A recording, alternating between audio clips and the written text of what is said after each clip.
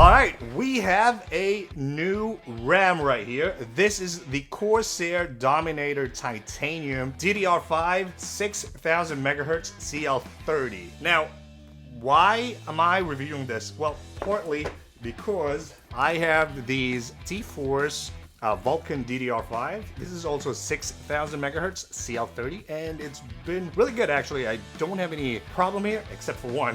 One of the RAM right now is faulty, so I'm gonna have to send it for an RMA. So I was thinking, why not review this Corsair Dominator, which is basically about double the price of this one. This is about like 100 bucks. This is almost 200 bucks. So we're gonna see if it's worth it or not. All right, so without further ado, let's just get right on it. So as you can see, the packaging is really premium. You know, I would expect it if I'm paying double than this one. But anyways, so we have Corsair right here, and it's pretty interesting because, well, it is titanium, so the color obviously matches, even, you know, the packaging and all that. And then we can see the actual RAM image right here, how it will look like. This is RGB, by the way, so it looks pretty good, you know, to be honest with you. At the back, we have, it says right here, Dominator Titanium, Luxury, and Performance. So, luxury and performance, that's why you're paying luxury. And it's Intel XMP ready. Yeah, this is the Corsair Q as well ready, obviously for the RGB. Elegant styling combined with premium build quality. Okay, yada yada.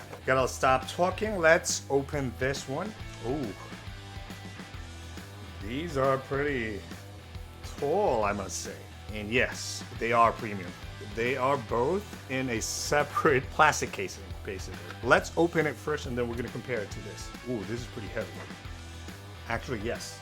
I'm gonna get my food scale right here. All right, let's open it up. Wow, the texture is really premium in this one, I gotta tell. I wonder if there was a heatsink, because I thought there is a heatsink that comes with it. Maybe not, but this is RGB. I can definitely tell you. I mean, look at this size. This is like almost twice, you know, the height. And then from the top, look at the size. It's crazy. And then the thickness, is it actually, because of this casing and stuff, this might be a little thicker just because there are gaps and stuff inside. This one is really compact and all. And anyways, let's weigh this in.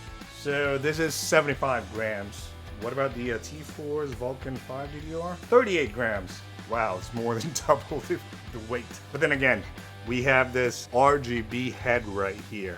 As you can see, they're like two strips where the light will come out and stuff. And what I like about this one, especially on top where you will be looking at right here, you can see the almost like a hexagon screw on the other side, you know, both sides, and they're metal and all. I think it looks pretty luxurious, elegant or something. Anyways, but yeah, this is double the weight, definitely you can tell right away. We have this safety and compliance information, yada yada. I mean, it's pretty tiny and all that. Can't really read it that much, but you know, it's for the environment, quote unquote. All right, so as you can see here on the front, it shows the Dominator Corsair's logo and Titanium DDR5. I mean, it looks really, really luxurious and all that. It really looks good.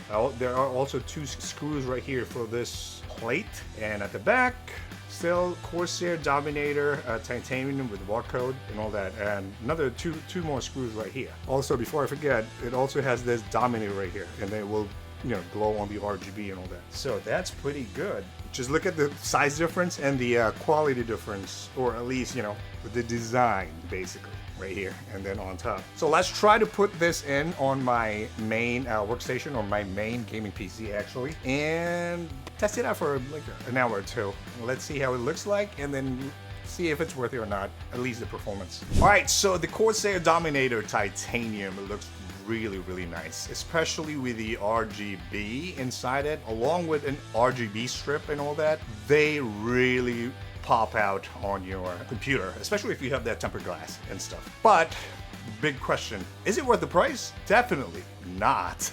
But is it fast? Yes, it is really, really fast. It's DDR5 6000 megahertz, as well as it's CL30, right? So I think it has slightly better timings, or low, you know, tighter timings than the T-Force that I had. It's the T-Force Vulcan DDR5. But was I able to really see any difference? Not really. I mean, I thought Windows was snappier, but I think it's because the DDR5, the T-Force I had, the last few days it was a bit laggy and spiky, but that's probably because of the faulty RAM I had there. Sometimes the Chrome freezes for like a split second and then comes back and stuff. Dota drops, FPS and all that. With this one right now, obviously both RAMs are perfectly fine, which is pretty good. So, you know, I had no lags and stuff. Also, I reinstalled my Windows 11.